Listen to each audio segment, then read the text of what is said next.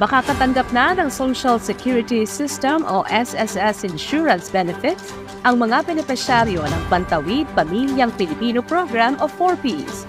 Ito ay matapos tandaan ng Department of Social Welfare and Development o DSWD at ng SSS ang isang Memorandum of Agreement para sa 4Ps Alkansya Program.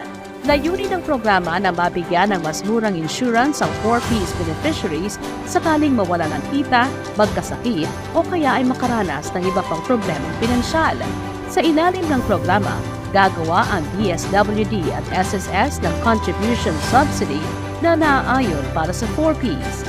Ang mga benepisyaryo ang magbabayad ng SSS premium na aabot sa halagang 570 pesos kada buwan. Ayon sa DSWD, ang programa ay bahagi ng layuning matiyak na magkakaroon ng financial security ang mga benepisyaryo na gagraduate na sa programa.